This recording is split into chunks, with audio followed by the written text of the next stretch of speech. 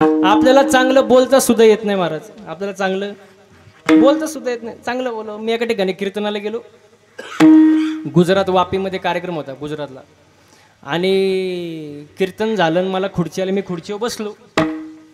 एक माणूस आला माझ्याकडं, पाया पडला, खिशातून 200 रुपयाची नोट काढली, टाळकरी म्हणजे खिशातून 200 रुपयाची नोट काढली आणि पायावर ठेवली, पायावर ठेवली.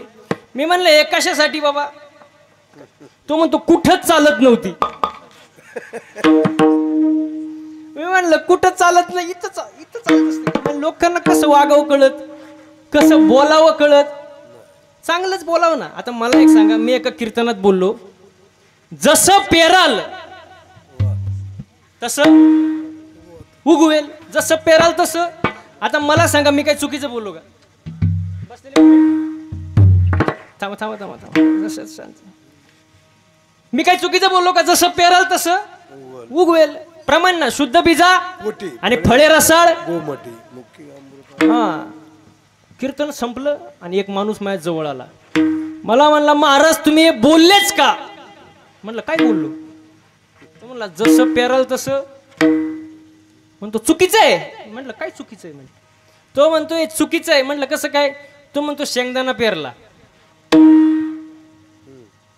टरफल कुठून आलं? टरफल आलं कुठून?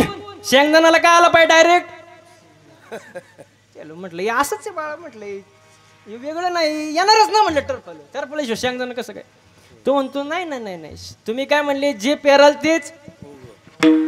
अहो तो हलूच देईनी मला.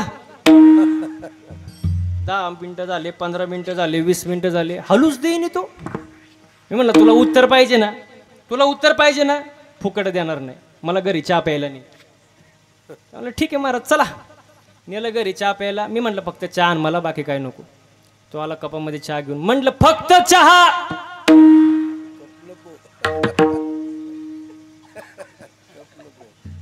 तो म्हणतो चहाच आणलाय, खारी बिस्किट टोस्ट. अरे फक्त चहा, कप बीप नाही, फक्त. तो म्हणला फक्त चहा कसा आणायचा? कप. मी म्हणलं फक्त चहा पाहिजे मला, बाकी काय नको. तो म्हणतो कपाशिवाय चहा कसा? मग म्हणलं टरफलाशिवाय शेंगदाणा नाही. तो म्हणतो तुमचं कुठं नादी लागा. म्हणलं तुला पहिली अक्कल नव्हती का? अहो अशी लोक असतात महाराज, काय सांगू. विठाला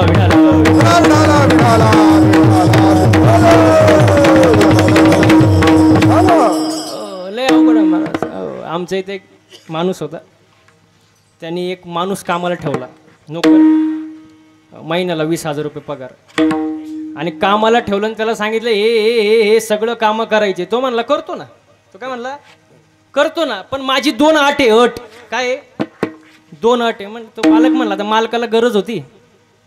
म्हणला सांग बाबा तुझी काय अट आहे? तो म्हणतो झोपेतून उठल्यावर मला पहिलं जेवायला पाहिजे. काय म्हणला? झोपेतून उठल्यावर पहिलं जेवायला पाहिजे. आता मालक म्हणला मला गरज आहे, दिलं बाबा. पुढं बोल दुसरी अट, जेवल्यावर झोपायला पाहिजे.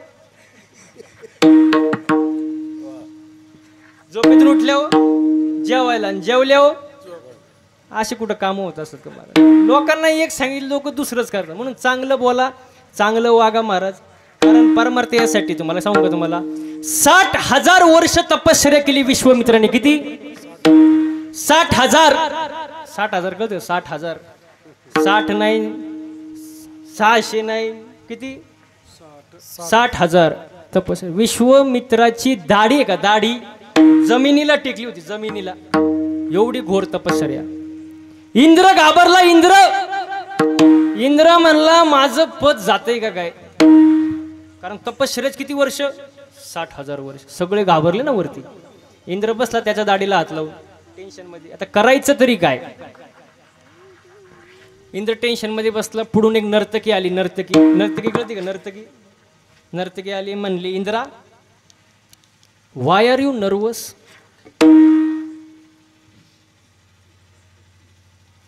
ते म्हणली why are you nervous? Indra म्हणला कॉम्प्लिकेटेड केस कॉम्प्लिकेटेड आहे. ती नर्तकी म्हणली what is the problem? Indra म्हणला प्रॉब्लेम इज डेंजरस. विश्वामित्राची 60,000 वर्ष तपश्चर्या पूर्ण झाली, माझं पद जाऊ शकतं, पद मला टेन्शन आलं. ती नर्तकी म्हणली तुम्ही टेन्शन घेऊ नका, you do not take any tension, tension घ्यायचं काम नाही. मी पायात चाळ बांधते आणि विश्वामित्राच्या पुढं जाऊन पाय आपटते. तेच केलं ना तिने, पायात चाळ बांधला आणि विश्वामित्रा पुढे जाऊन पाय आपटला. अहो डोळेच उघडले त्यांनी. कोणी? आणि तपश्चर्या किती वर्ष? अहो गेली नाही का झटक्यात तपश्चर्या, काय राहिली? डोळेच उघडले त्यांनी. तो म्हणला बस, तुम्हारे बिना मैं जी नहीं सकता.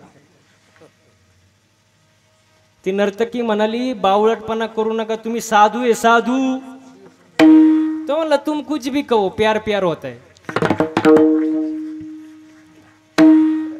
एवढा पागल झाला मारा तिच्या माग तो विश्वामित्र.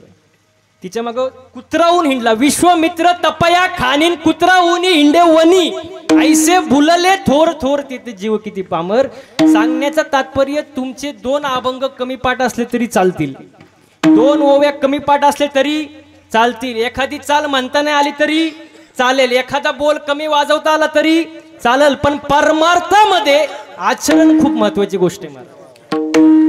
जीवनामध्ये आचरण पाहिजे महाराज. हो, नाही तर काही उपयोग नाही महाराज. आणि आपल्या संप्रदायामध्ये एक गोष्ट कायम आपण जपली पाहिजे.